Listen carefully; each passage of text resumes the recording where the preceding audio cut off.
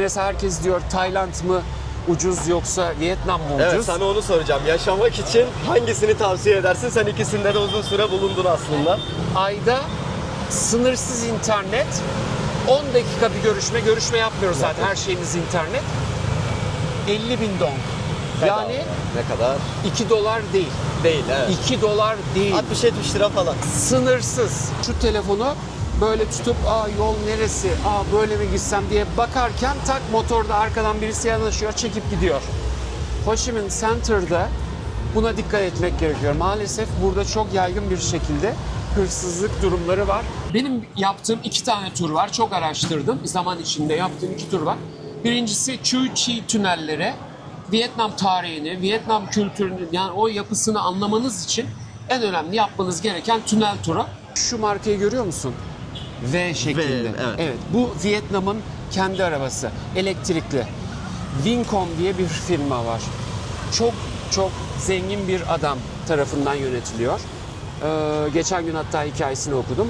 Ben sahiplenilmeyi çok sevmeyen birisiyim ama burada çok sahiplenmeyi de seviyorlar, çok ilgi gösteriyorlar. Bir de beyaz tenli, renkli gözlü olunca çok ilgileniyorlar. Çok ilgileniyorlar. Bir de para kazanma imkanım oldu burada. Öğretmenlik olayı, daha önce öğretmenlik yapan bir arkadaşım çağırdı. Onun vesilesiyle geldim, öğretmenlik yapmaya başladım. Havalimanından bahsedecek. Evet, havalimanı. SGN kodu, Saigon'un kısaltılmışı, SGN. Havalimanı tam şehrin içinde. Yani buradan yarım saatte belki gidebiliriz. Selamlar, kendinize iyi bakın. Hayat her tarafta güzel, illa burada olmaya da gerek yok. Olduğunu, değerini bilen insan, mutlu olmasını, küçük şeylerden mutlu olmasını bilen insan her tarafta mutlu olur. Ve hepinize mutluluklar, güzellikler diliyorum. Hepimizin yolu açık, bahtı güzel olsun. Hoşça kalın. Sevgiler Türkiye. Şimdi Vietnam'da geleneksel bir restorana geldik. Ahmet abiyle beraberiz. Abi direkt başladım kayda. Selamlar herkese. Ahmet, İstanbul doğma büyüme. Fransa'da yaşıyorum. 3 yıldır da dünyayı dolaşıyorum. Gökberk'le de yolda tanıştık. Aynı hostelde kalıyoruz. Çok güzel denk geldi vallahi abi. Gerçekten çok memnun oldum. Aynen, ben de öyle abi. Çok memnun oldum. YouTube'a videolar çekiyorsun. Çekiyorum ama paylaşmıyorum. Tamam, ben ama belki ileriki yıllarda kanalını bırakacağım abi altta. Paylaşmaya başlarsan. Sağ ol. Valla çok memnun oldum. Çünkü aynı kafada insanla karşılaşmak muazzam bir şey. Evet, ben de abi kesinlikle Thank öyle. you. Thank you. Ben de vallahi çok mutlu oldum tanıştığımız için. Şimdi güzel bir yere yemek yemeye geldik. Evet. Ben ne yiyorum söyleyeyim mi? Tabii, söyle abi. Pho bo. Yani buranın çorbası ama yemeğe, yani içinde sığır eti var. Mesela bu çorba. Şu şekilde kıkırdağı falan da var. Ondan sonra içine çeşitli otlar atıyoruz. Ayrıca da böyle rice, yani noodle, pirinç noodle'ı. Acılarımız var bu şekilde. Böyle enfes bir yemek. Yani Vietnam'ın en meşhur yemeği. Sokaklarda böyle Michelin yerlerinde her tarafta bulabilirsiniz. Abi senin favori bir yemeğin var mı Vietnam'da? İlk kez gelecek olanlar için. Ben dün çok zorlandım, sana bahsettim ya, yemek bulamadım diye. Evet, benim favori yemeğim bu. Pho ga oluyor. Pho ga olduğu zaman tavuk çorbası gibi oluyor. Diğeri de inek çorbası veyahut da domuzlu oluyor. Burada domuz da bayağı yaygın. Evet, burada maalesef domuz bayağı bir yaygın. Çünkü ucuz olduğu için onu çok kullanıyorlar. Evet. Ama Hani domuz eti tüketmiyorsanız Vietnam'a geldiğinde ya sorarsanız bu domuz mu, beef mi diye o şekilde bir halledebilirsiniz. şey söyleyeceğim. Burada şöyle bir huy var Vietnam'da. Kanı şey yapıyorlar. Jel haline getiriyorlar. Onu da koyabiliyorlar. Eğer ben mesela kan yemiyorum, onun için de söylüyorum yani direkt. Kan çorbada genelde kullanıyorlar. Kesinlikle kan olmasın diyorum. O şekilde önceden belirtmek gerekiyor. Burada köpek eti de tüketildiğinden bahsettin. Ya evet, belli insanlar, Belli. herkes değil. Ve o köpekler de araştırdım biraz, çiftlikte yetiştiriyormuş. Yani sokaktaki köpeği alıp kesmiyorlar. O Öyle bir yanlış şey bilgi. yok. Evet, Evet. bilgi bilmem ne. O değil çünkü zaten tehlikeli, hani parazit açısından. Özel çiftliklerde yetiştiriyorlar, o şekilde yiyorlarmış. Umarım gideriz, gösteririm. Evet, onu göstermek Gerçi ben içim adına. kalkıyor ama gireriz yani. Evet, şöyle bir dışarıdan bakarız en azından. Bu arada ben de şöyle size hemen bir yemeğimi göstermek istiyorum. Ben de tavuklu bir çorba değil aslında, bir yemek söyledim. Yanında şöyle kıtır ekmeği geldi. Yine salatası burada, acı sosu burada. Şöyle de Hindistan cevizi suyu söyledim kendime. Valla çok lezzetli bu arada. Tayland'da içtiklerime nazaran bilmiyorum, çok hoşuma gitti, artık restoranın konseptinden mi? Emin değilim. Dışı böyle soyulmuş. Ne kadar ücret ödeyeceğiz bu yediklerimiz için? Ondan da bahsedelim. Abi hatırlıyor musun seninki ne kadardı? 100 bin. 100 bin. 100 bin Yani Vietnam 4, doldu. 4,5 dolar. 4,5 dolar. Benimki de aynı şekilde. Benimki de 4,5 dolar. Valla bence 4,5 dolar için tabii ki de Muazzam. muazzam. Dışarıda daha uygunlar var. Gerçekten böyle 2 dolara, 1,5 dolara da doyabilirsiniz, yemek yiyebilirsiniz. Ama sanki kalite olarak, lezzet olarak. Abi ne diyorsun? Sen daha uzun süredir buradasın. Katılıyorum. Tabii canım, burası yani şu an harika. Harika, süper. O zaman biz bunların tadını çıkartalım, ondan sonra devam edelim. Şimdi yemek yediğimiz yerden çıktık. Ahmet abileyiz. Abi gezelim mi şehri? Gezelim ama önce sana bir şey söyleyeyim. Tamam, Gel. söyle. Gel Geldim. böyle. Gel. Kahve. Vietnam deyince kahve geliyor böyle insanın aklına.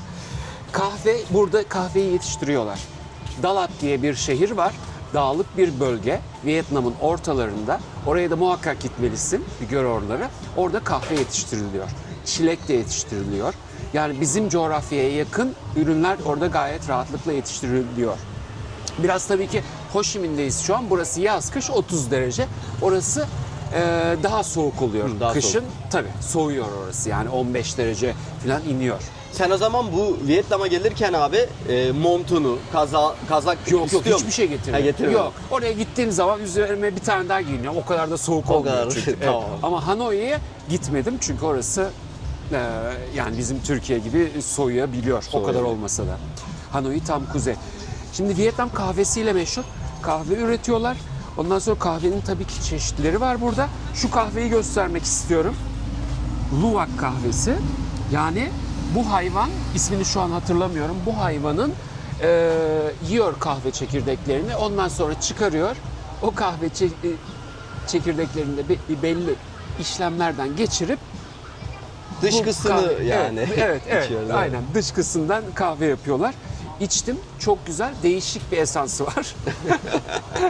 Ama gerçekten. Ama biliyorsun zaten eskiden hani köylerde tezekler falan vardı, ineklerden falan. Aslında tertemiz bir hayvan onlar yani. Biz kötü bir şey olarak biliyoruz dışkıyı Bence ama o bizim içtiğimiz şifalı da Nescafe'ler oluyor. falan daha şeydir ya. O koruyucu maddeler. Çok güzel vesaireler. söyledin. Onlar zaten kimyasal. Ben asla içmiyorum.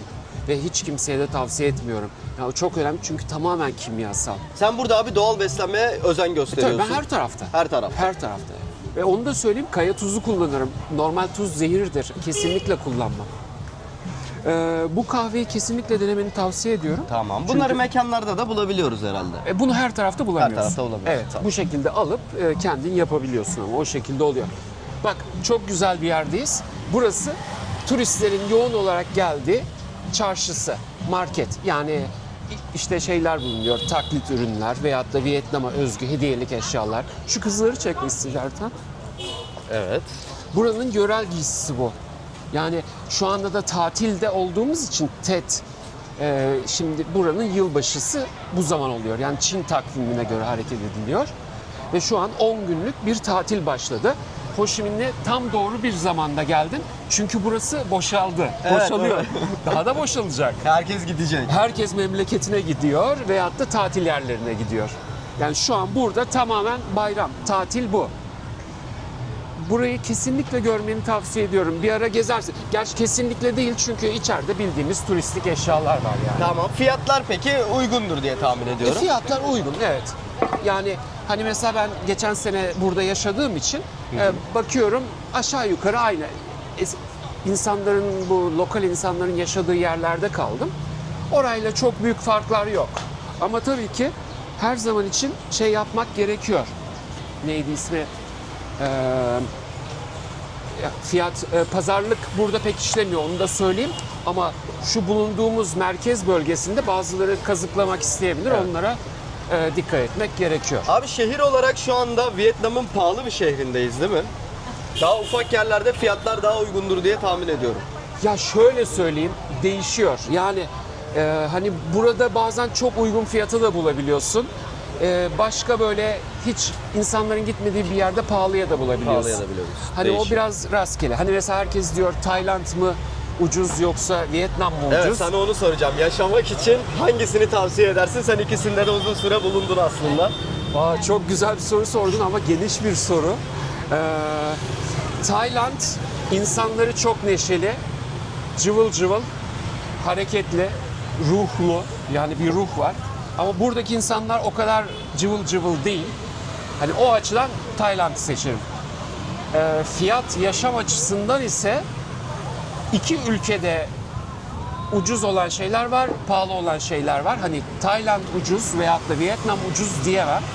Mesela burada sigara, sigaranın haricinde içki en ucuz burada. Evet, bayağı ucuz. O Güneydoğu Asya içinde, hatta dünya üzerinde en ucuz yerler burası. Bir sigara paketini 50 sente alabiliyoruz. İçki de bir kutu bira 50 sent civarında, yani artık Türk lirası olarak işte o civar bir şey. Bak buraları da çekiyorsun değil mi? Evet evet, o taraflarda kutlama olacak diye tahmin ediyorum. Şu meşhur bir binası buranın.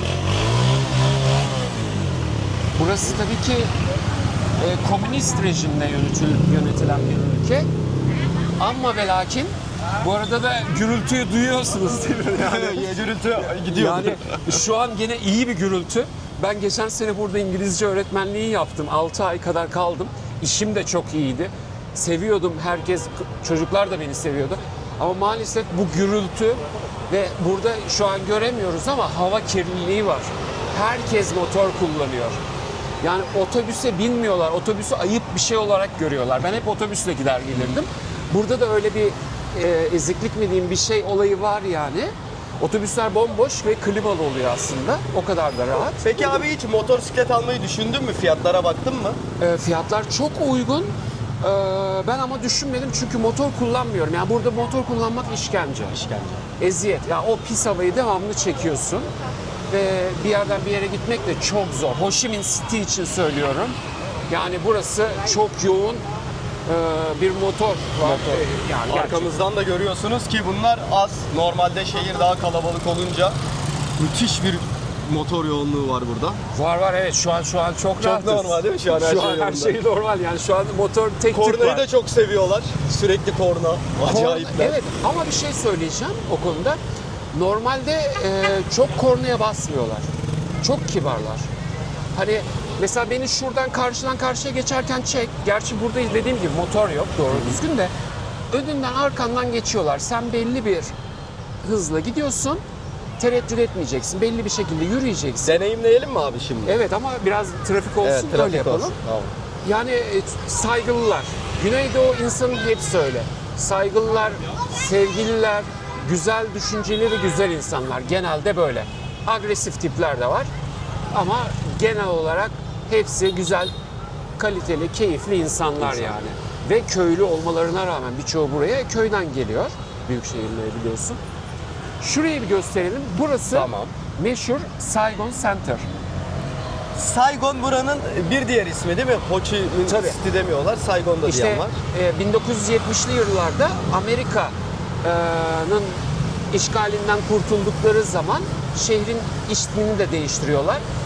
Ho Chi Minh liderliğinde kurtuluyorlar ve Ho Chi Minh'in ismini veriyorlar buraya. Bu şehre de Saigon değil ama Ho Chi Minh oluyor.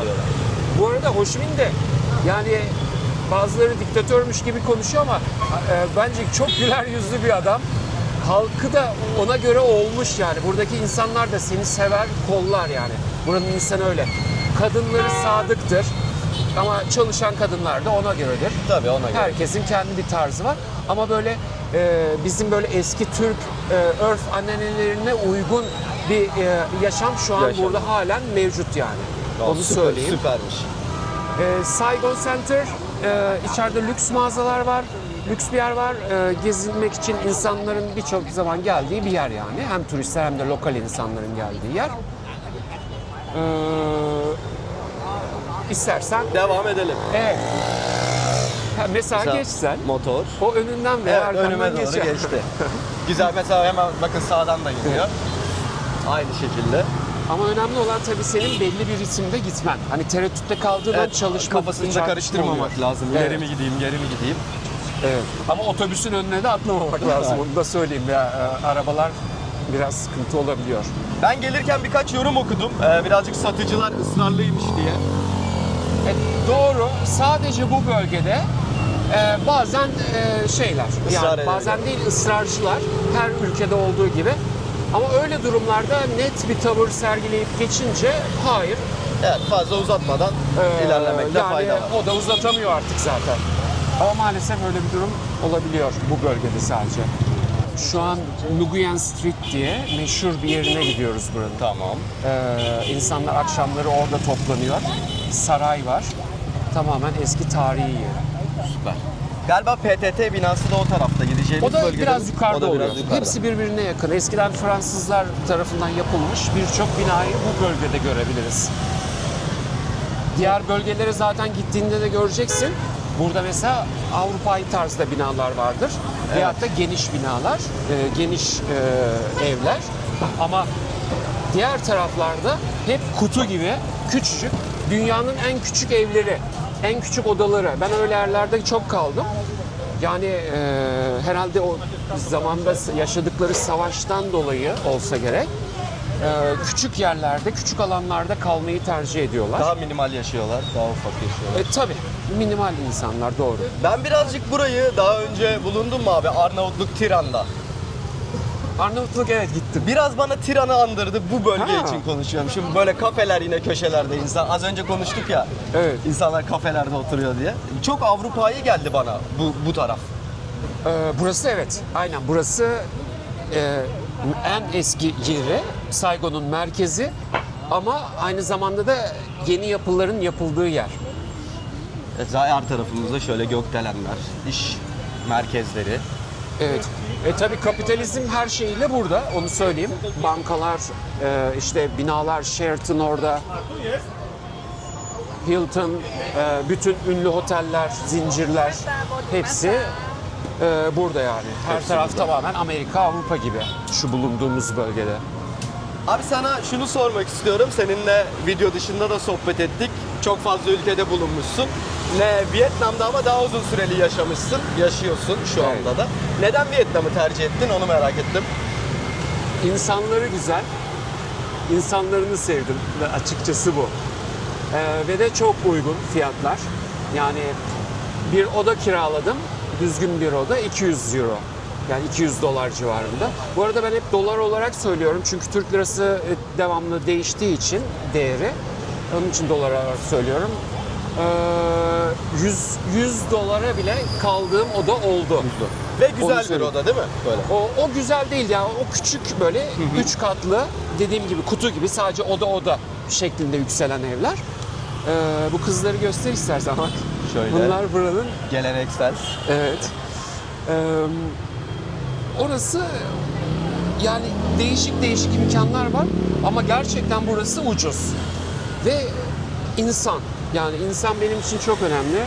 Hani burada hele ben sahiplenilmeyi çok sevmeyen birisiyim ama burada çok sahiplenmeyi de seviyorlar, çok ilgi gösteriyorlar. Bir de beyaz tenli, renkli gözlü olunca çok ilgileniyorlar. Çok ilgileniyorlar. Bir de para kazanma imkanım oldu burada. Öğretmenlik olayı. Daha önce öğretmenlik yapan bir arkadaşım çağırdı. Onun vesilesiyle geldim. Öğretmenlik yapmaya başladım. Onlar beni çok sevdi. Ben de onları Sen de çok onları sevdim. çok sevdin. Yani çocuklar mükemmel. 50-60 kişilik bile sınıflar. Ama seni dinliyorlar. Ben özel ders saygılılar. verdiğini düşünmüştüm. Sen? Yok ben liseye gittim. Liseye gittin. Tabii süper. hatta büyük bir lise kompleksi. Bu Ho Chi Minh'in yaklaşık 10-15 tane yerinde kampüsleri var. Öyle okul.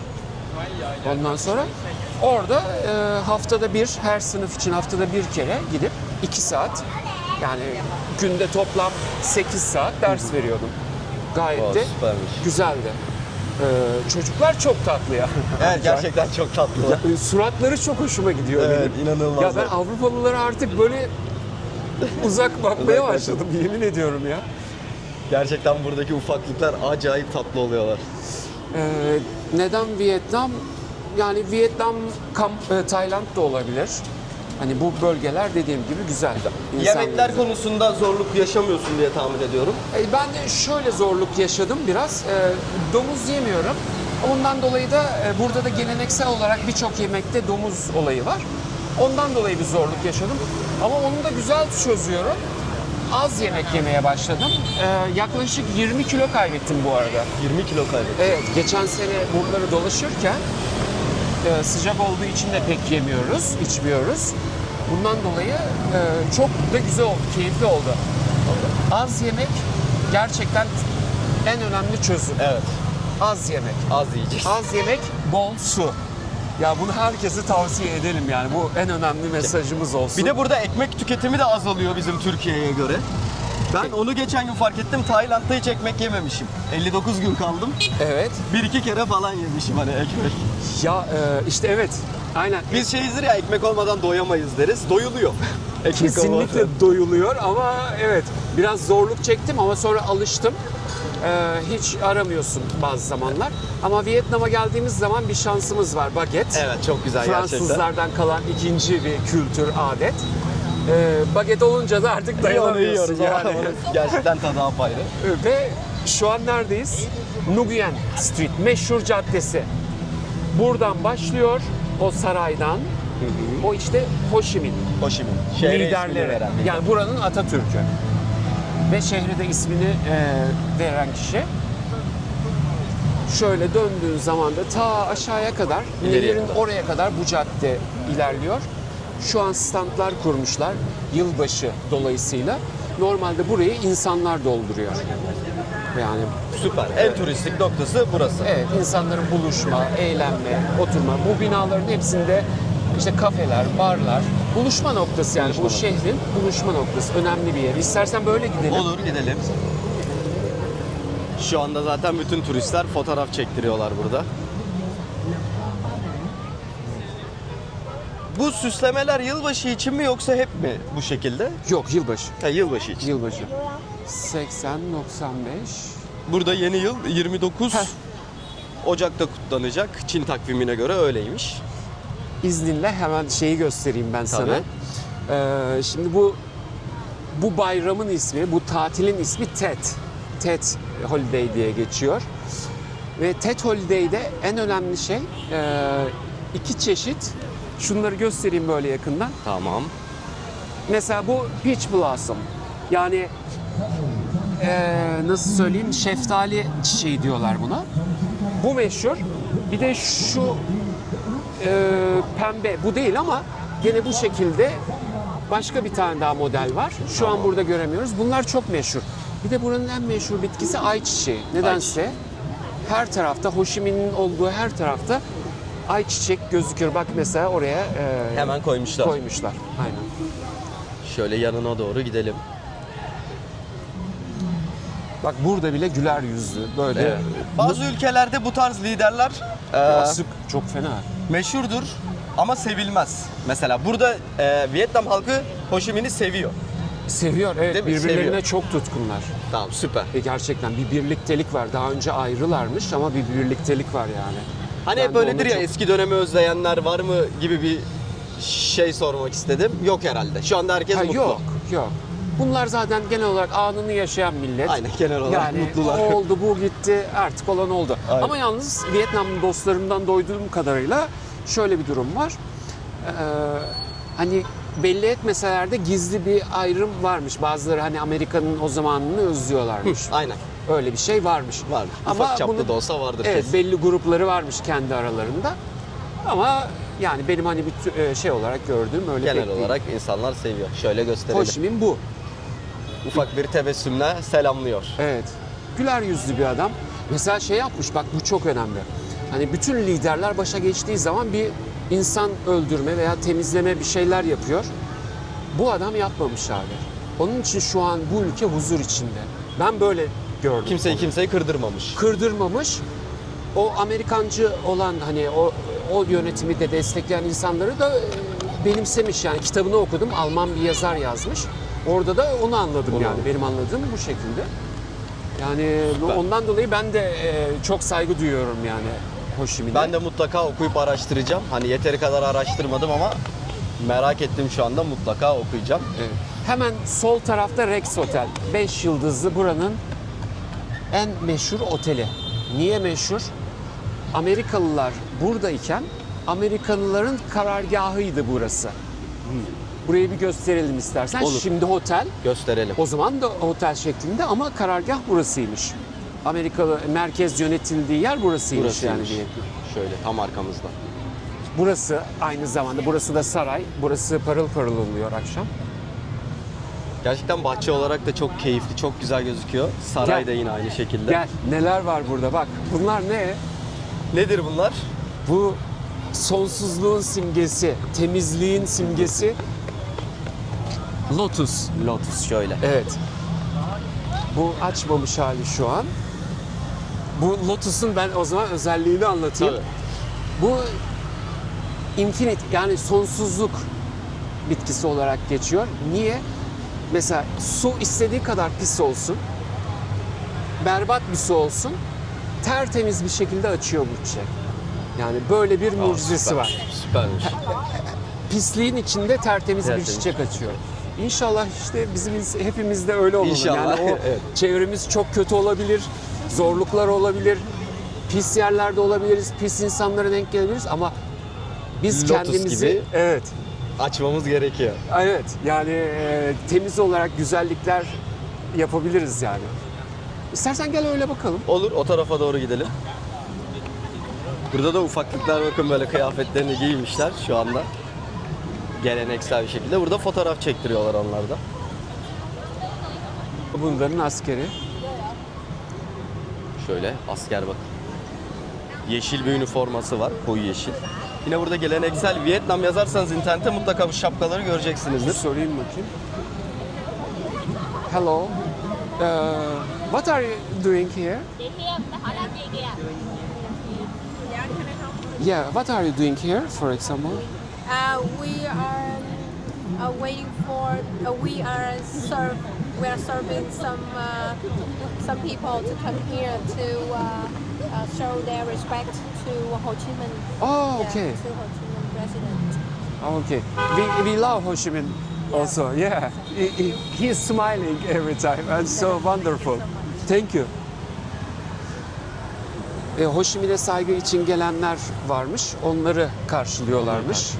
Ben de dedim ki biz de Ho Chi Minh'i seviyoruz dedim. Çok güler yüzlü bir adam. Karşıya geçebiliriz. Geçebiliriz, evet. Bu buranın taksisi. Onu soracaktım. Toplu taşıma dışında Grab uygulaması var. Gel ben sana bir şey göstereceğim. Gel. Tamam. Şöyle.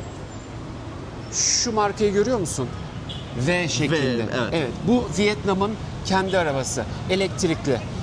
Vincom diye bir firma var. Çok çok zengin bir adam tarafından yönetiliyor.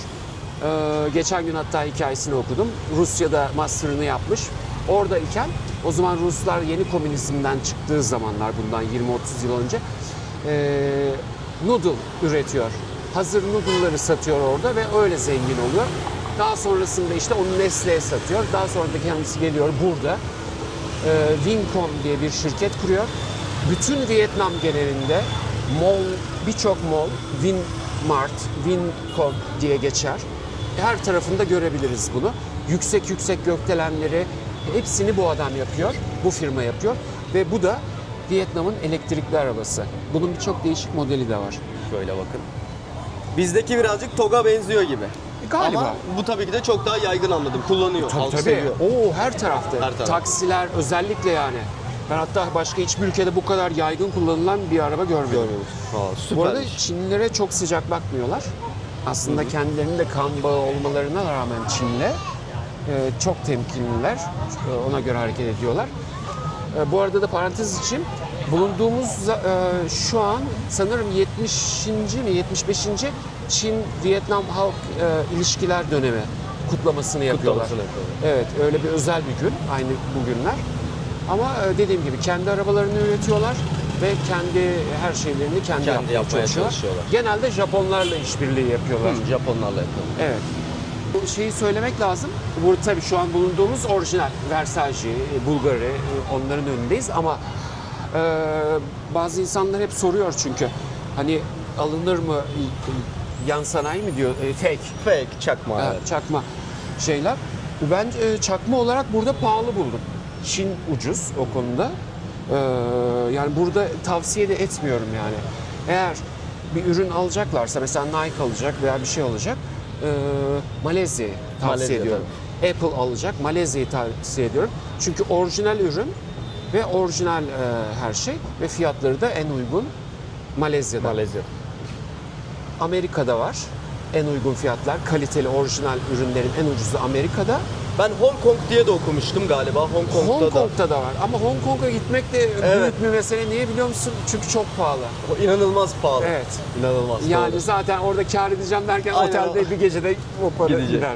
Bakın şöyle güzel pozlar veriliyor şu anda. Şöyle. Süper. Türkiye'den bazı turlar var. Bu otelde konaklatıyorlar. Şöyle İstersen otelimiz- gel içeriye girelim. Burada onu söyleyeyim. Ha, girebiliyor muyuz içeri? Burada otellere girmek, tuvalete girmek yasak değil. Aa, çok güzel bir bilgi. Ya hiç mesela tuvaletin geldi, direkt içeriye gir ve şey yap. Gayet rahat bir şekilde tuvaletine git. Burada hiç öyle ayıp bir şey yok yani. Süpermiş. Ve dostum, Vietnam'da tuvaletler ücretsiz. Yani en insani, en temel hak tuvalet. Bunun için ücret almıyorlar. Hiçbir yerde. Belki bazı yerlerde hani para gözlü olan birisi vardır şey yapıyor ama normal Tayland'da da öyle. Genelde. Evet, genelde Dikkat öyle. etmişsindir. Bu çok önemli bir ayrıntı bence. Kesinlikle. İnsanlığı, medeniyeti belirten bir şey. Aynen öyle. En temel ihtiyaç. Evet. İçeriye girdik. Burası Vietnam Savaşı zamanında Amerikan askerlerinin konakladığı Evet. yer. Karargah daha doğrusu. Evet. Bu Evet. görseller yok. Onlara ait değil. Bu bir yangın söndürme. Bu arada Bolu'daki yangını okudum. Ölenlere Allah'tan rahmet dileyelim. Gerçekten Evet. inanılmaz gerçekten kötü. Başımız sağ olsun. Aynen öyle. Yani çok yorum yapılabilir, çok şey söylenebilir ama ben hiçbir şey diyemiyorum. Yani Allah bilir artık. Aynen öyle. İnşallah Yani çok büyük sorumluları acı. cezasını çeker. Evet. Buradan çıkabiliriz. Tamam, süper. Otelin içinde göstermiş olduk. Turlarla gelen bazı Türk turistler bu otelde konaklıyormuş. En azından bir fikir de oldu bizim için. Çok da güzel, şık bir otelmiş bu arada. Çok güzel. Odasını da gördüm ben. Arkadaşlar Ha, gelmişti. odasında mı? Odalar da güzel olduğunu tahmin Çok ediyorum. güzel, evet. Çok yani harbi 5 yıldız lüks. Lüks Güzel arabalar yani. bizi hemen karşıladı burada. Şöyle nehre doğru gidebiliriz. Tamam, nehre doğru Çünkü devam edelim. buradan başlıyor zaten Nguyen Street. Nguyen Street, burada mesela Nguyen, Trank, Turung böyle soy isimler çoktur. Niye? Mesela Şahin var ya bizde. İşte Yıldız soyadı vardır filan. Burada da Nguyen çok. Çünkü Nguyen eskiden bir kralmış. Ve hepsi de kendisine o soyadını koymuş. Yani aynen kraliyet soyundan geliyorum hesabı. Evet. Şöyle Bak parktayız. karşıyı çekelim gel. Tamam, karşıya doğru gidelim. Vietnam bayrağını, ondan sonra burası komünistlikle yönetilen bir ülke olduğu için orak çekici gösterelim. Ama serbest piyasayı bırakıyorlar galiba 1980'lerde. Şu an Amerika gibi. Biraz lafta komünizm demek doğru mudur? İşte artık burası yönetim şekli komünizm ama bizim gördüğümüz tamamen kapitalist. Evet, bambaşka biz bir şey görüyoruz Amerika, yani. Avrupa gibi, Türkiye gibi bir yer. Vietnam'ın bayrağı. Şöyle tam karşımızda. Ve her zaman bayrak ve bunu orak çekici yan Orak yana çekici koyuyorlar. yan yana kullanıyorlar. Burada da işte meşhur mağazalar gene. Evet. Ya gerçekten dünyanın en ünlü markaları buraya toplanmış. Evet. Bu konuya bir de önemli bir konu var, onu söyleyeyim. Şurada hemen Tourist Information görüyoruz. Bu Tourist Information, orijinal Tourist Information yeri. Hemen zaten buradan da otobüsler kalkıyor, gezi otobüsleri. Bu Tourist Information, bir tarafta Tourist Information yazar ama oraya itibar etmemek lazım. Onlar sadece tur satıyor. Onu bir belirtmekte Süper. fayda var. Anka kuşu yaygın. Dünyanın her tarafında anka var yani. Böyle de bir durum var. Şimdi boylu boyunca yürüyoruz caddeyi. Tamam. Burası buranın en turistik, en meşhur kafelerin, barların. Evet, burası. Şu an tabii ki tamamen süsleme yapılmış. Burada insanlar dolu oluyor normalde. Yılbaşı için süsleme yapılıyor. Yılbaşı videosu da kanalda olacak bu arada. Abone olup beğenmeyi, yorum yapmayı unutmazsanız sevinirim. Onu da söyleyelim. Yılbaşının çok eğlenceli geçeceğini tahmin ediyorum. Heyecanlıyım yılbaşı için. Bakalım nasıl bir yılbaşı bizi karşılayacak Vietnam'da. Abi gece hayatı için bu bölge değil, buranın bir Buyuyen. Buyuyen Caddesi var. Evet, Buyuyen Caddesi'nde her türlü eğlenceyi bulabiliyoruz yani. Süper.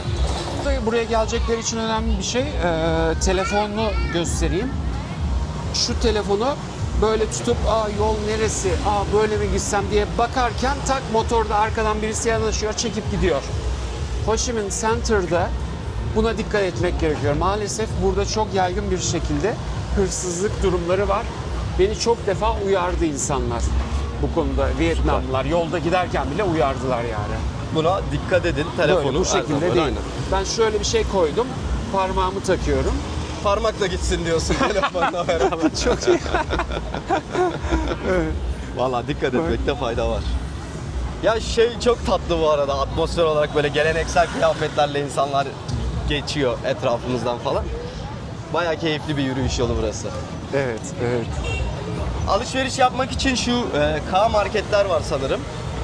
Evet. Yine 7-Eleven gördüm buralarda. Circle K, Circle Key. Evet, bunlar çok meşhur. Family Mart var, onlar meşhur. Tayland'da sadece 7-Eleven hakim olmuş galiba. Ama her tarafta var ha gerçekten. İnanılmaz gerçekten. Bir marka yani tam Tayland deyince direkt Tayland deyince o 7-Eleven. geliyor akla. Yani hayat kurtaran yer.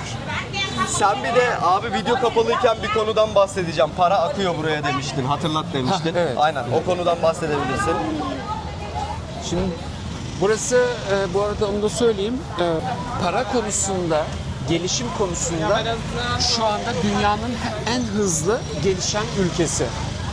Yani yeni binalar yapılıyor, yeni birçok iş kuruluyor. Yani Avrupa'nın parlayan yıldızı şu an Vietnam. Böyle bir durum var.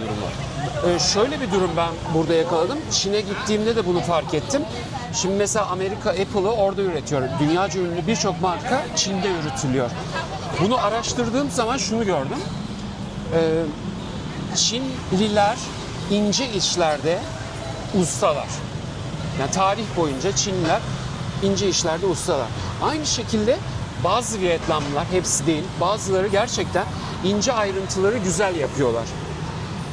O çok önemli bir unsur. Ayrıca şey de var. Bu matematiğe mesela çok meraklılar. Ben okuldayken öğrencilere mesela soruyordum. En çok sevdiğin ders hangisi? %80'i matematik diyordu. Böyle bir dünya var mı ya? Yani ondan dolayı bunlar böyle matematiksel bir şeyleri, sayısal bir yönleri kuvvetli bir toplum. Bundan dolayı da ince işlere, detaylara önem veriyorlar.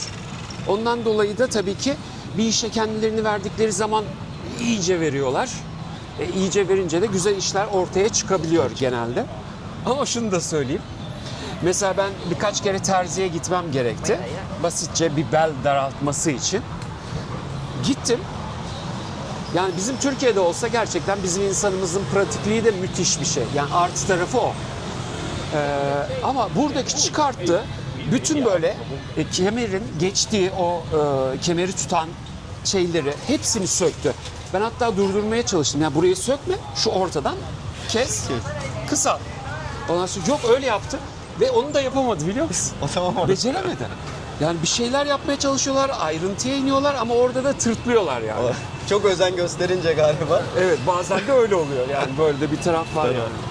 Ama Çin ve Vietnam çalışkanlık konusunda çok çalışkanlar. Buradaki en önemli şey kadın olayı. Kadınlar bu ülkeyi genelde yönetiyor. Evleri kadınlar yönetiyor. Parayı kadın tutuyor. Evet. Tamam. Burada- Ailenin reisi dediğimiz kavram burada kadın. Evet. Aa süpermiş. Evet. Aslında bir taraftan da kötü. Erkekler de bu sefer ne yapıyor? Çocuk gibi kalıyor. İçkiye gidiyor. Boş muhabbete gidiyorlar. Çünkü kadın evde çok kadın dominant halleder. olursa iyi değil Evet, biliyorsun. onun bir dengesi olması gerekiyor. Evet, çok doğru. Burada da aktif hayatta kadınlar o zaman rol oynuyor. Otobüs şoförlüğü, Bolt şoförlüğü veya marketler. Mesela Tayland'da öyleydi. Doğru. Burada da herhalde aynı şekilde. Doğru. Hayatın her yerinde kadınlar. Evet. Bilmiyorum, ben çok şaşırdım. Mesela çöpçü çoğu kadındı mesela. Evet, çoğu kadın.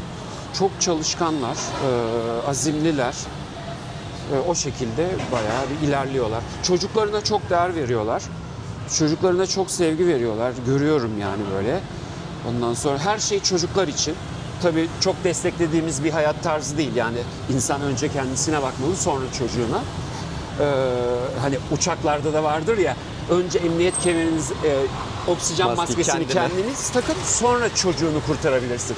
Sen iyi olursan çocuğun bakabilirsin. Bakabilirsin, kesinlikle. Yani burada birçok boşanmış anne var. Çünkü geçimsizlik de oluyor böyle olunca. Boşanmış anne bütün enerjisini çocuğa veriyor. O çocuk ne oluyor? Ya manyak olur yani. Anlatabiliyor muyum? Maalesef biraz öyle bir durum var. Her şeyin dengesi çok güzel. Burada da erken yaşta evlilik ve çocuk yapma var mı? Çok güzel. Evet. Ben abi işte Tayland'da falan gezerken yaşımı söyleyince çocuğum yok deyince o kadar şaşırıyorlar ki. Senin nasıl çocuğun olmaz hani bu yaşta diye. Genelde bu coğrafyada insanlar erken evleniyor ve erken çocuk yapıyorlar. Öyle Evet. bir kültür var burada. Benim tanıştığım birçok kadın hepsinin çocuğu var. Evet. Hepsinin. Yani tamam çok genç olanların veyahut da bazı birazcık sorumlu tiplerin yok. Yani o evlenmemiş. Ama genelde Çocuklular. evet hepsi. Ve burada çocuk aile olayı çok önemli. Burası aile ülkesi. Çok değer veriyorlar. Aile kavramına çok değer veriyorlar evet.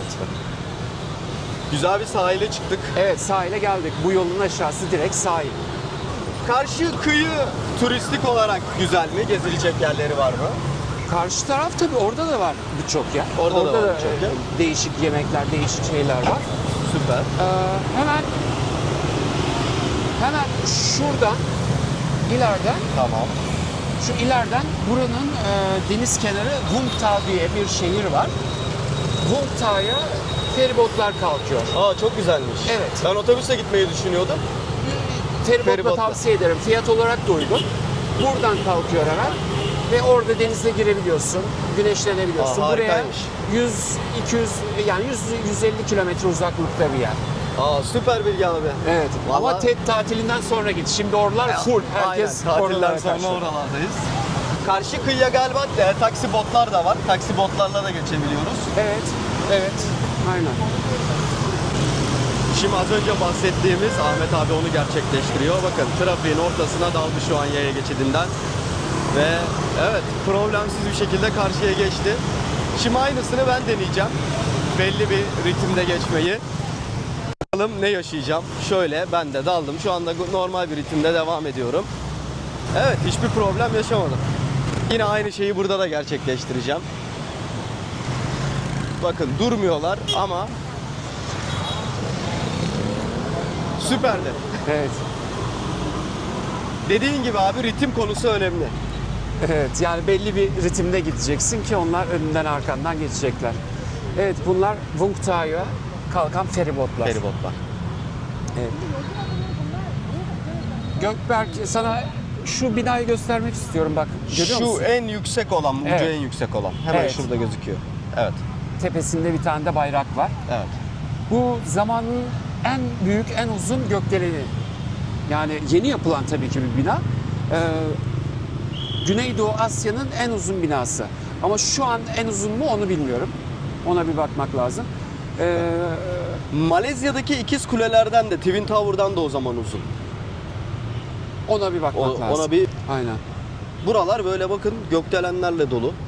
Heh, VP Bank. Onu gösterebiliyor muyuz? Hemen şurada. Van Parmağımın Paris ucunda. Bank. VP Bank. Eğer mesela kredi kartım var, banka kartım var. Yurt dışındayım, Vietnam'dayım, para çekeceğim. O zaman VP Bank veya TP diye bir banka daha var. Böyle 2 harfli banka, 2 tane. Bunlardan 0 komisyonla Çok güzel. para çekebiliyoruz. Öyle Tayland'daki gibi 200 baht, 250 baht üflemiyorlar. Süpermiş. Bu Direkt sıfır iki banka. komisyon. Evet. 0 komisyonla çekiyoruz. Bir de para çekme işlemlerinde kendi kurunuzdan mı hesaplansın yoksa banka kurundan mı hesaplansın da yani şeyi seçmek gerekiyor. Kendi bankamızın hesap kurunu. Hesap. Evet öyle Tamam, bir ayrıntı süper var. bilgiler. Harika. Sıfır komisyonla VP Bank her yerde de yaygın anladığım kadarıyla Evet. ATM olarak da. Vietnam'ın her Süper. tarafında var. Oradan kendi kurunuzu seçerek sıfır komisyonla paranızı çekeceksiniz. Süper. Para biriminden bahsetmedik. Şu anda 100.000 Vietnam Dong'u 142 Türk Lirası gibi bir şey yapıyor. Hatta şöyle hemen gösterelim. Evet. Şöyle. Şöyle. Burada da Ho Chi Minh. Ho Chi Minh'i tekrar gördük. Aynen böyle. Genelde fiyatı bunun üzerinden hesaplarsanız kolay olacağını tahmin ediyorum. Hani her kafanızda böyle belirlersiniz. Evet. Bu da en düşük paraları. 1000. Şöyle 1000. Evet. Burada demir para yok. Onu soracaktım. Çok güzel. Evet, hiç bana gelmedi şu an. Tayland'da inanılmaz böyle doluyordu. Evet ya. Burada her şey kağıt böyle. Bu Kağıtla. çok güzel bir şey. Süper. Evet. Böyle şimdi güzel bir sahile geldik. Karşıda bir köprü var. Yine iki yakayı birbirine bağlıyor bu köprüde. Evet. Ho Chi Minh district bölge bölge ayrılıyor. Öyle tanımlanıyor. O şekilde kolay ilerleyebiliriz burada. Mesela şu anda bulunduğumuz bölge District 1. Birinci bölge. O gökdelenin olduğu, meşhur gökdelenin olduğu yer ise genelde ekspatların yaşadığı, Avrupalı burada yaşayanların, işte öğretmenlerin, onun bunun yaşadığı ve yeni konutların yapıldığı, tamamen yeni konutlardan oluşan biraz lüks bir bölge. Orası da District 2 olarak, 2 olarak geçiyor. Mesela böyle böyle 5. bölge var, 10. bölge var. O şekilde değişiyor. Süper. Birinci bölge en turistik olan aslında. Şu anda bizim gezdiğimiz bölge. Değil mi abi? Doğru söylüyorum. Evet, çok doğru. Evet, birinci bölgede genellikle. İnsanlar. Havalimanından bahsedeyim bu arada. Bahset abi, süper Bu olur. arada insanları çek, bizim yüzümüzü insanları sıkmayalım. Evet, Şey şöyle yapalım. etrafı ben göstereyim. Evet, çünkü bu güzellikler. Merhaba, merhaba. Hello. Xin chào. Xin chào. Ha? Gel kuzu gel. Dünya tatlısı maşallah. Evet ya, çok güzel çocuklar. Ne diyorduk? Havalimanından bahsedecek. Evet, havalimanı SGN kodu, Saigon'un kısaltılmışı SGN. Havalimanı tam şehrin içinde. Yani buradan yarım saatte belki gidebiliriz. Tam şehrin içinde.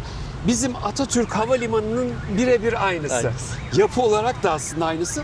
Ve bu bölgedeki, yani o küçüklükte ama yüksek işlem hacmiyle bölgenin en önemli ana arterlerinden birisi, yani bu Güneydoğu Asya bölgesinin.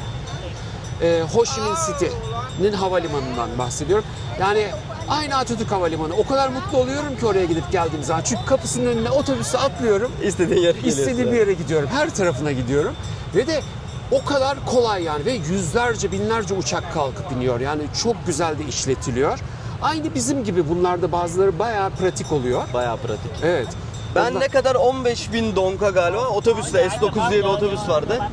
Böyle Evet, ufak evet. dolmuş gibi. Evet, evet. Onu atladım. Arkadaşa oteli gösterdim navigasyondan. Rica ettim. En yakın durakta indirdi. Hemen ulaştım. Dediğin gibi çok basitti Evet. abi. Bir de kaç lira para verdin? Herhalde 15.000 verdim galiba.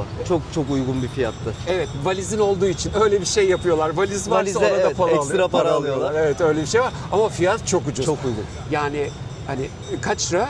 10 sent mi, öyle bir şey Bayağı, dolarla? evet, inanılmaz ucuz yani. Evet, evet. Yani komünizmin o olaylarını görebiliyoruz, hani iyi tarafı. Evet. Ulaşım her noktada ucuz herhalde burada.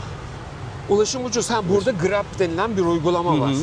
Güneydoğu Asya genelinde işte Grab, Gojek, Bolt ve böyle 4-5 tane şirket var genel olarak. Burada en yaygın Grab kullanılıyor. Bir de B diye bir şey var, o kullanılıyor. Motosikletin arkasına biniyorsun, istediğin yere gidiyorsun. Normalde arabayla 100.000 donga gideceğin yere 50.000 donga gidiyorsun mesela. O şekilde oluyor. Ulaşım burada çok ucuz. Benzin fiyatları da ucuz Güneydoğu Asya'da genel olarak. Ondan dolayı ucuz. Uygun. Motor kiralama günlük hiç gerçi kullanmadığını biliyorum ama bir baktın Şöyle mı? söyleyeyim. Yani 150.000'den başlıyor, 250.000 ne kadar gidiyor normal bir motor. Böyle bir durum var. Ama tabii ki çok... burada lüks motor yok, onu da söyleyeyim. Abi o kadar güzel insanlar ya. Hepsi aynı motora Evet, biniyor. hep- Gel. Gel gör. Şöyle. Yani hepsi, ama hepsi de Japon malına biliyorlar. Malın iyisinden de İyisini anlıyorlar. biliyorlar. Evet. Motorlar genelde hep böyle. Hep böyle abi.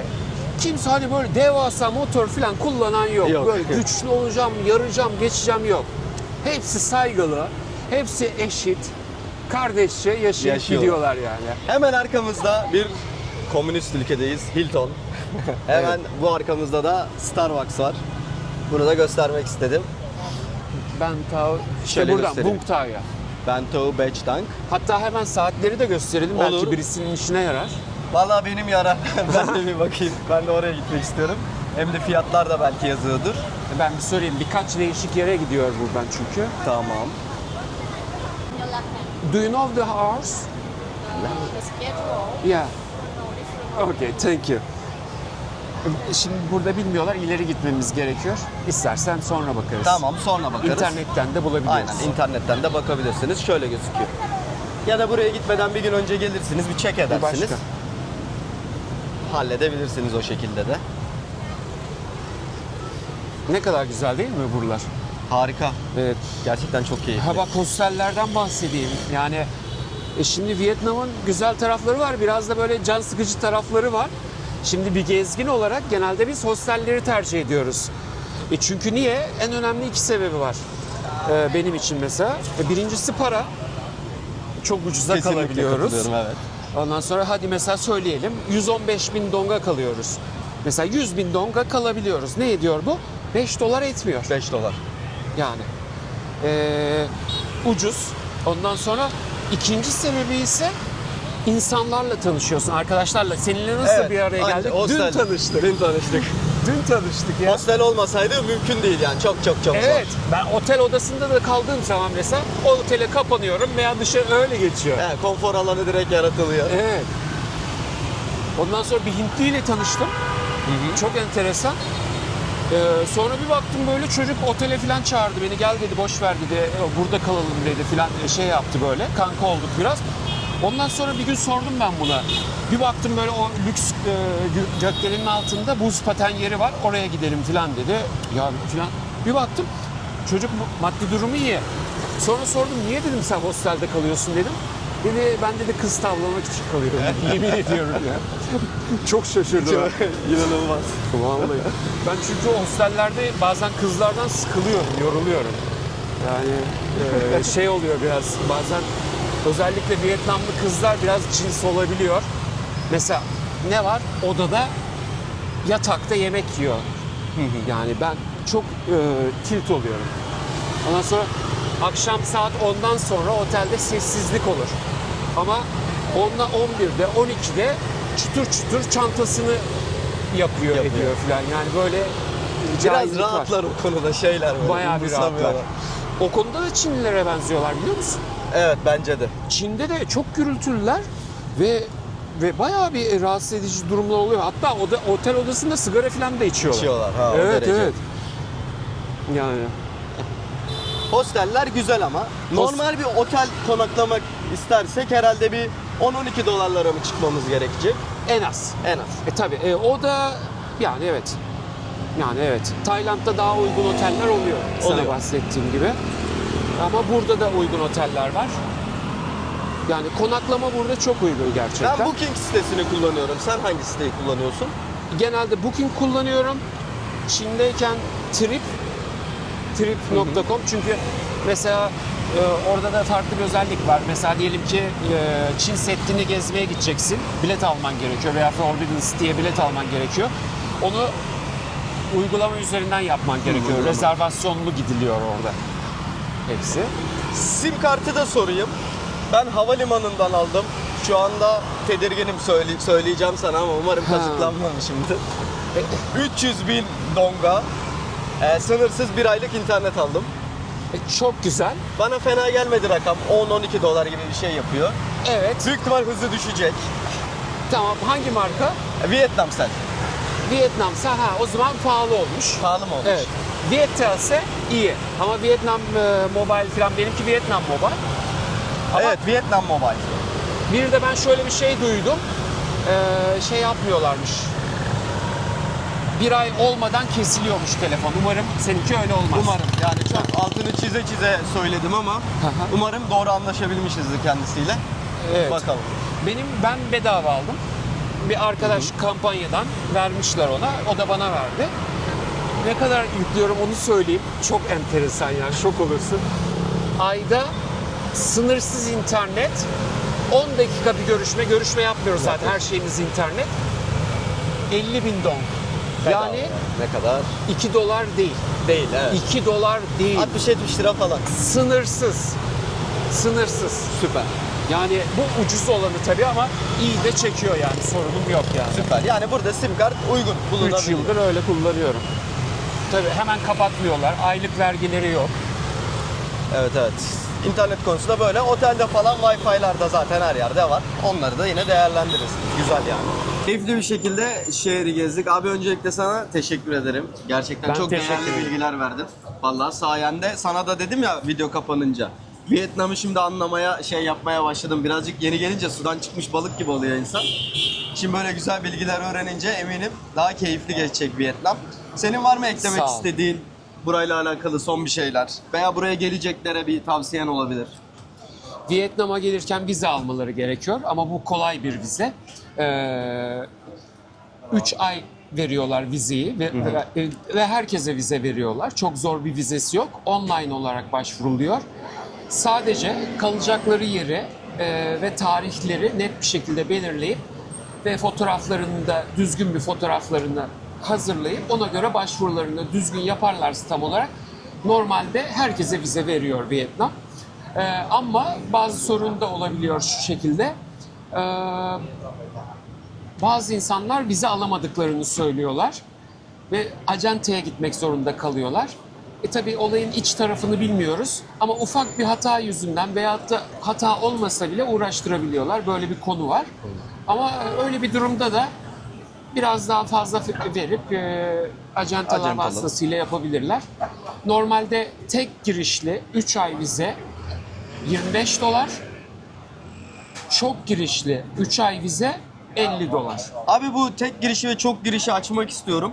Ben geldim. Şu an Vietnam'dayım. 3 aylık vizem var. Bir ay sonra Tayland'a gittim. Tekrar gelemiyorum tek giriş olduğum için değil mi? Evet, hayır. Yani 2 gün kal, çıktıktan sonra giremezsin. Giremezsin. O zaman Çok girişli. eğer Alman. böyle hani gezip tekrar gelecekseniz çok girişi almak çok daha mantıklı. Evet. Bu arada Fransa'dan, Almanya'dan yabancı ülke vatandaşları izliyorsa onu da söyleyeyim. Yani 45 gün vizeden muaf Avrupa. süper. Ama belli ülkeler. Avrupa'da her ülke değil. Senin Hollanda Fransa değil. pasaportun olduğunu Evet. biliyorum. Sen vizesizsin. 45 gün vizesiz. Giriyorum, 45 gün olmadan çıkıyorum, tekrar giriyorum. Süpermiş. Öyle yapıyorum. Güzel. O avantaj var. Başka ne söyleyebilirim? Valla Vietnam gezilip görünecek bir yer. Vietnam insanı güzel insanlar.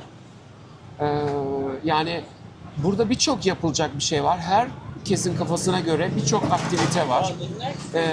Çok büyük bir ülke. Yani yukarıdan aşağıya 2000 kilometre neredeyse sınır. Ve yukarısı bizim ülkelere yakın bir hava iklimini gösterirken aşağısı da muson. Yani tropikal iklim havasını gösteriyor. Yani fiyatlar çok ucuz, gerçekten ucuz. Benzin ucuz, yemek içmek ucuz ve güzel kaliteli. Şunu da söyleyeyim. Hani buralara gelirken buranın lezzetlerini denemenizi tavsiye ederim. Ben eskiden çok ince ayrıntılara düşerdim ama hiç iyi değil. Gittiğiniz ülkede o yerin yemeklerine alışabilirseniz eğer hem sisteminiz de alışıyor, hastalanmıyorsunuz da. Ama dediğim gibi bazı şeylere de dikkat etmek gerekiyor. Sokaktan her taraftan yemek yenilmez. Evet birazcık onu hijyen şöyle bir bakarsınız. Sen dün bana abi söylemiştin. Evet. Tezgah temiz mi? Şöyle Evet. çalışan temiz mi? Evet, Onlara bakın. artık onu aynen. Hani poşet içinde koyuyor malzemeleri ama mesela poşet temiz, düzgün koymuş belli yani. Hani Özenli. aynen. İşinin başında başını kaşımıyor. Elini ayağını orasına burasına koymuyor yani. Hadi biliyorsun. Temiz insan kendisini belli Sabah eder. ilk videonun başlangıcında yemek yediğimiz yer çok güzeldi. Kesinlikle tavsiye ediyoruz. Hatta o bölgede bir de sandviççi var. Belki ona tekrar giderim veya gitmem ama ya o taraftaki restoranlar çok güzeldi. Evet, evet. Bana bayağı keyifli ayrıldık oradan. Var. Her tarafta güzel yiyecek içecekler var. Var süper. Daha başka... Kahveler çok güzel abi. Evet, kahve. Kahve harika yani. 40.000 donka aldık şunların tanesini. İşte 1-2 dolar gibi bir şey. 2 dolar 2 ediyor. dolar ediyor. Evet. Ama Katinat'tayız yani ünlü bir yer burası. Ondan dolayı fark ediyor. Gerçi her taraf öyle. Artık lüks yerlerin hepsinde 2-3 dolar para alıyorlar. Maalesef öyle bir durum var. Ama sokak aralarında bazı yerler var. Orijinal kahve makinesi var. Orijinal kahveden kahve yapıyorlar. 50 sente rahatlıkla kahve içebiliyorsun. Oo, hem de lezzetlidir orijinal. Evet. Orijinal. Gerçek kahve önünde makinede yapıyor. Süper. Genelde böyle buzlu, soğuk kahvesi meşhur. Bu şekilde yani sıcak kahve istiyorsanız sıcak kahve diye söylüyorsunuz. Abi bir de çok kısa senden tünelleri biliyorum. Onun dışında turistik aktivite olarak biz tabii şehir merkezini gezdik ama buraya geldiklerinde katılması gereken tur var mı sence böyle? Mutlaka buna gidin bak burayı görün dediğin. 2 yer 3 yer olabilir. Evet. Benim yaptığım 2 tane tur var. Çok araştırdım. Zaman içinde yaptığım 2 tur var. Birincisi Chu Chi tünelleri. Vietnam tarihini, Vietnam kültürünü yani o yapısını anlamanız için en önemli yapmanız gereken tünel turu. Tünele de sokuyorlar. Tünele girmek istemiyorsanız girmezsiniz. Hani bir korkunuz varsa girmeyin. Ama birçok yapılacak etrafta aktiviteler var. Yani öyle 2 saat tünelin içinde dolaşılmıyor. 10 dakikalık bir şey yani orası. Ama tuzakları gösteriyorlar, nasıl Amerikalılarla savaştıklarını, birçok aktiviteler var. Silah atışı yapabiliyorsunuz. Evet, asker var orada. Para karşılığında atış yapabiliyoruz. Ondan sonra onu tavsiye ederim. Günübirlik tur alın. Oraya tek gidiş geliş. Buraya yakın. 60 kilometre falan fazla uzak değil. Turla gidin. Ben de mesela turla gittim. Münferit olarak gitmeyin. Fiyatlar da gayet uygun. 350-400 bin dong. İkincisi de Mekong Delta turu. Günübirlik gidip gelmenizi tavsiye ederim. 2 günlük turlar da var ama günübirliğin fiyatı da çok güzeldi. Ve birkaç tapınak gördük. Orijinal bar üreticilerini gördük. Mekong Deltası'nda çeşit çeşit hayvanları gördük. Mekong Deltası, onu da söyleyeyim. Mekong Nehri Çin'den doğuyor. Ta yukarılardan, Kamboçya'dan, Laos'tan, Kamboçya'dan, yani Tayland'dan da galiba, yani bütün bu Güneydoğu Asya'ya geçip buradan dökülüyor. Burada döküldüğü, denize döküldüğü yerde deltası var.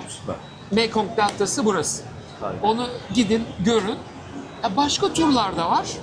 Ama o turlara hani paranız varsa zaten zamanla seçersiniz. varsa yine aynı şekilde evet, zamanla da katılabilirsiniz. alakalı. Ama şehrin içinde böyle bu yerlerde zaten gezilecek, görülecek, yapılacak çok şey de varlar. Süper. O zaman bu videonun sonuna gelelim. Ahmet abi YouTube'a inşallah videolar yüklemeye başlayacak. Gelecek. Büyük bir gayret içindeyim. Büyük bir gayret Ya içindesin. evet. YouTube kanalını zaten Maalesef. aşağı bırakıyorum. Instagram'ı da bırakıyorum. Takip edebilirsiniz. Abi soruları olursa sana ulaşabilirler Instagram'dan diye tahmin ediyorum. Evet, tabii Müsait ki. oldukça bakarsın. Evet yani muhakkak. Aynen. Aynen öyle. Müsait oldukça kesinlikle bakarız. Yani yurdum insanı. Aynen. Canım kardeşim. Vallahi ne güzel oldu tanıştık. Süper oldu abi. O kadar diyelim o zaman. Kapatalım videoyu. Evet tamam. Tamam, süper. Çok selamlar. Kendinize iyi bakın. Hayat her tarafta güzel. İlla burada olmaya da gerek yok. Olduğunu değerini bilen insan, mutlu olmasını, küçük şeylerden mutlu olmasını bilen insan her tarafta mutlu olur. Ve hepinize mutluluklar, güzellikler diliyorum. Hepimizin yolu açık, bahtı güzel olsun. Hoşça kalın. Sevgiler Türkiye.